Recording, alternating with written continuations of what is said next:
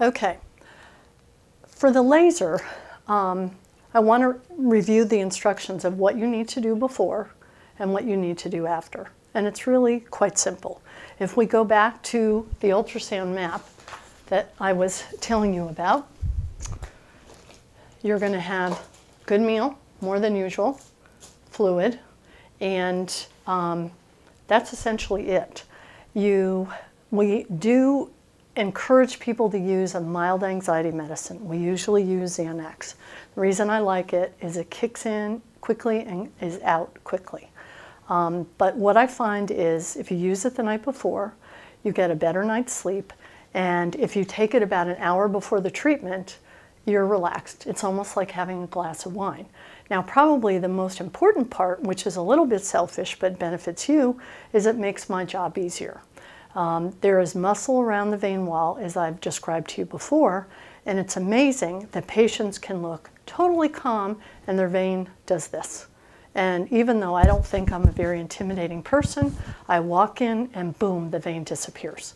So it really helps us. Now, the easier my job is, the easier it is for you. So even though a lot of people will resist using that, we encourage you to do that. Now, the downside of that is that you will need a driver.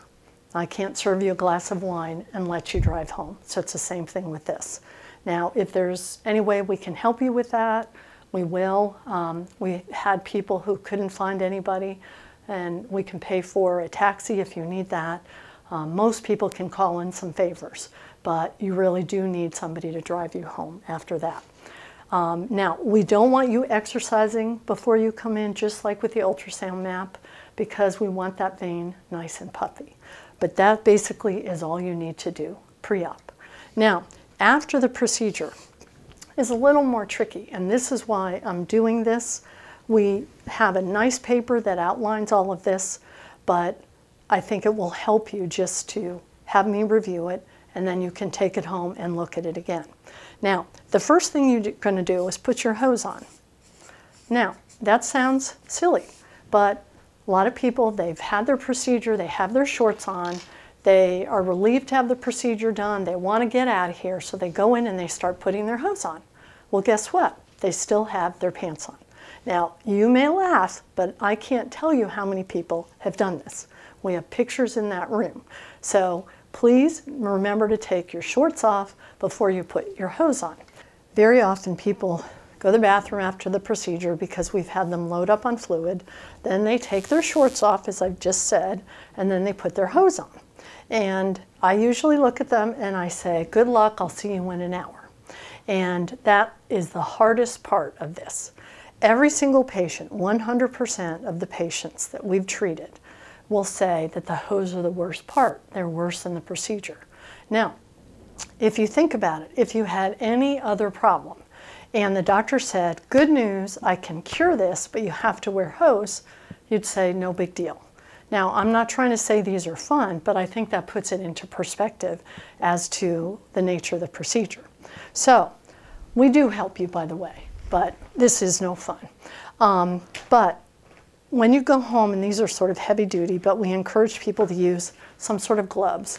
And the reason is you get a better grip on the hose, and you can tear these. Now, they're really well made, so that's very unusual. And we can give you just, regular gloves like we use here. Now, these are what's called graduated compression. So they're very, very tight on the foot and ankle, and then they get looser as they come up.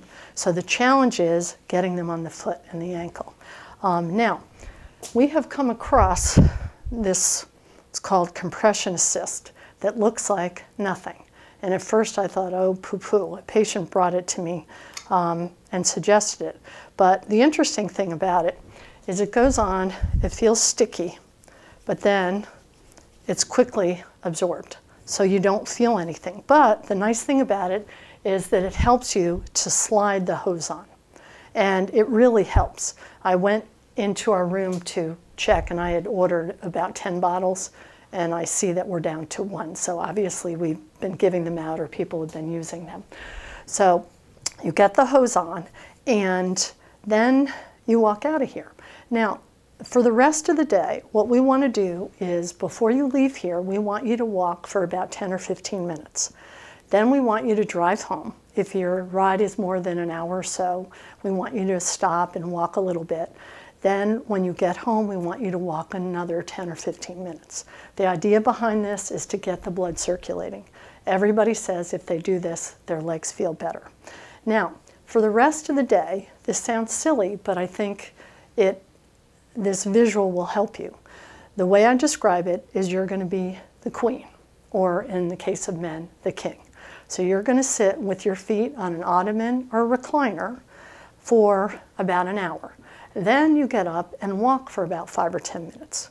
We want you to avoid standing or sitting because when you do that, gravity pulls and we want to close that vein here tightly. So that's why we don't want you to stand or sit, or we want you to minimize that. So that's why we have you be the queen and then do some walking. And you're going to do that for the rest of the day. Now you're going to wear the hose that day and that night. Now you can take them off to go to the bathroom, obviously, take them off to take a shower, that's fine. But the more you wear them, the better. Now we have just injured tissue.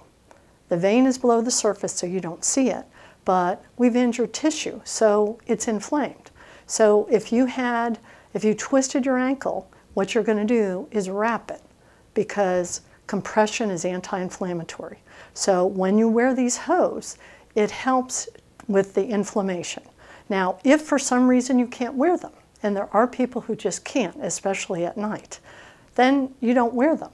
Now, I've had people who didn't, and what happens is they end up with areas that are red or swollen. Will this affect our results? No. It's really, a lot of it is for your comfort. Now, in terms of the discomfort, a lot of people will say they barely feel anything. But what I have been doing for the last several years is have people follow a regimen where they alternate Advil or generic and Tylenol or generic every 3 hours. They work in different ways. Their management of pain is different. That's why it's nice to use them both.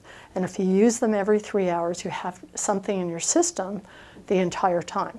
Now, a lot of people say, well, gee, I'm fine, I don't need that. Well, that's because they're numb. The key to pain management is to stay a step ahead. So please, please, please follow these instructions. I have people who don't, and they pay for it. Now, nobody likes narcotics. They make you feel bad. They basically knock you out for the day. I can count on one hand the number of times people have requested them. If you feel you need them, I will let you have them. I'm not trying to be stingy, but most people don't need them. Let's see. So that's pretty much it for the rest of that day in terms of pre- and post-op instructions for the laser.